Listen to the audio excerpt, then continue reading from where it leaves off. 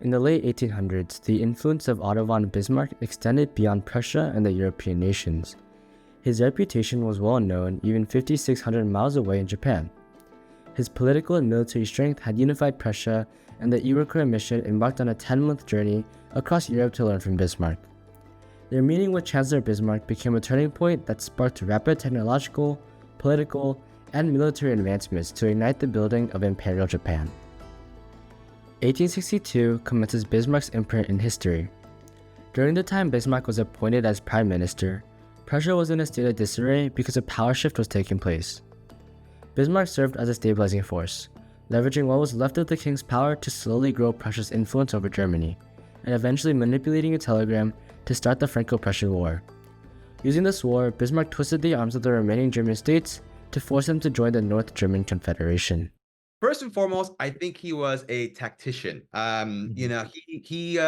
He grew up in a military type of environment, right? So his worldview, in many ways, was kind of encased in this idea of, this not authoritative figure, but this very kind of idea of conservative types of thoughts and beliefs.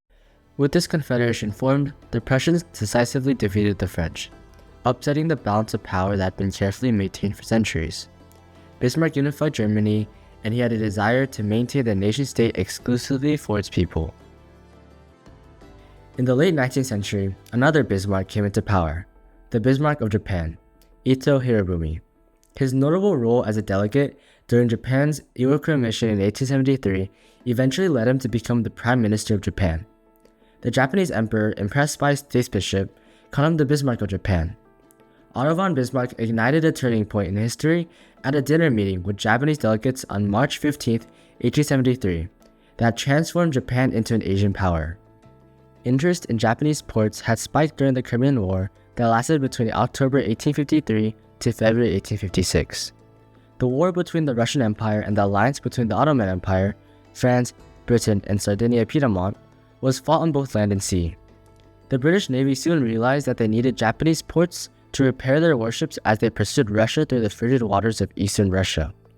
Aided by the US, the British coerced Japan into signing the US-Japan Treaty of Peace in 1854, which would keep open the ports of Shimoda and Hakodate for British fleets.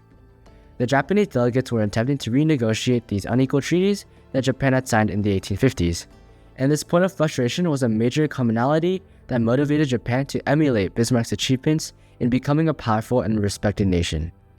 Additionally, Bismarck's unification of Germanic states resonated with Japan's efforts in unifying the former Edo-era feudalistic states. In November of 1872, a steamship with 108 Japanese delegates left the port of Yokohama to embark on a journey across North America and Europe. In 1868, the Meiji government replaced the Tokugawa shogunate in Japan, and there were numerous challenges that the newly formed government faced. One pressing issue was the urgent need to modernize Japan to withstand the encroaching Western powers. The Meiji government formed the Iroquois mission, consisting of 46 elected bureaucrats, representing half of Japan's leadership at the time. The purpose was to learn about the Western systems and technology while aiming to renegotiate unequal treaties established with Western powers at that time. Prince Iroquois Tomomi was selected as the leader of the mission, so the mission became known as the Iroquois mission. Other prominent members included Okubo Toshimichi, Kiro Takayoshi, and Ito Hirobumi. Alongside these figures, the mission included technical experts and 43 students studying abroad.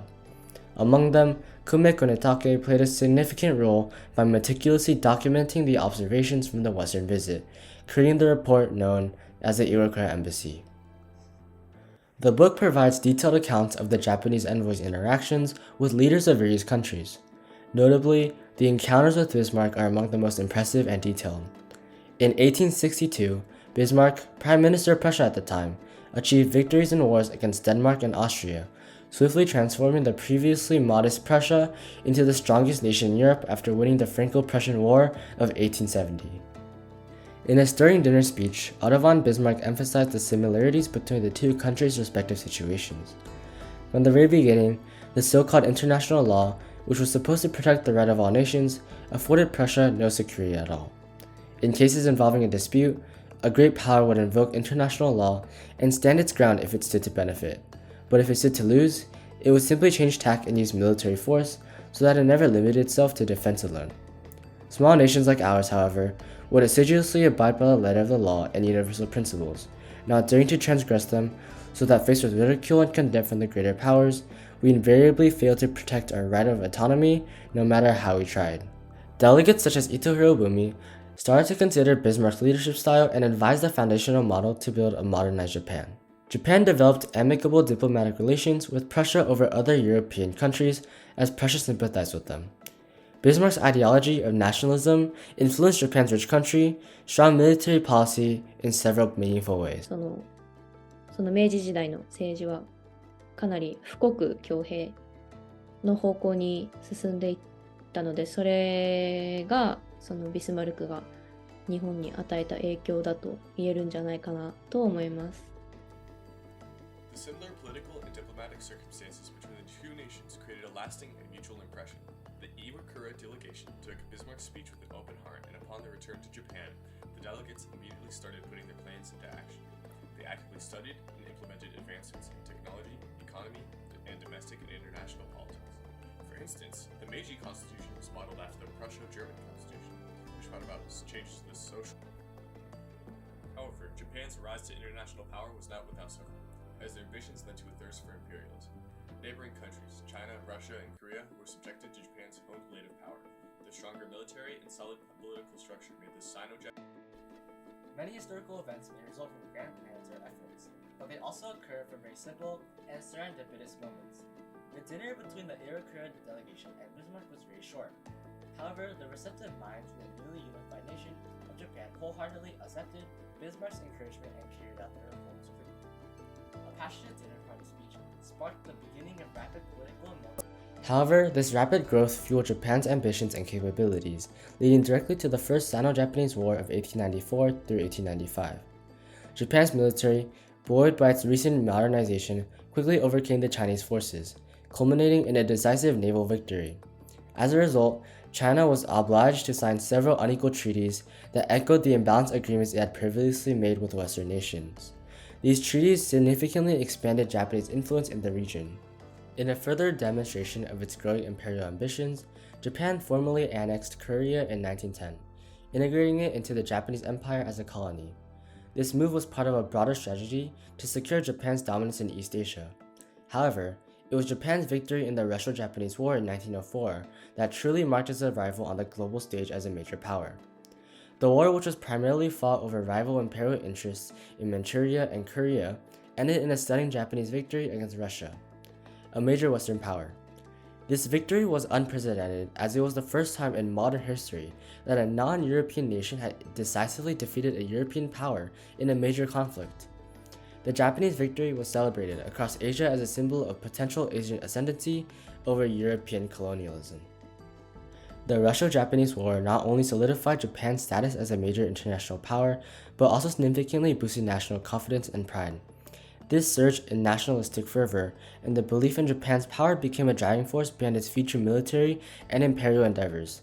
Ultimately, this growing militarism and confidence laid the ideological groundwork that would confirm Japan's involvement in World War II.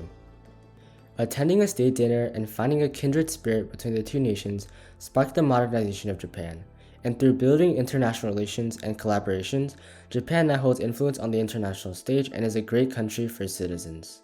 Many historical events may result from grand plans or efforts, but they also occur from very simple and serendipitous moments. The dinner between the Iwakura delegation and Bismarck was a very short time. However, the receptive minds from the newly unified nation of Japan wholeheartedly accepted Bismarck's encouragement and carried out the reforms quickly.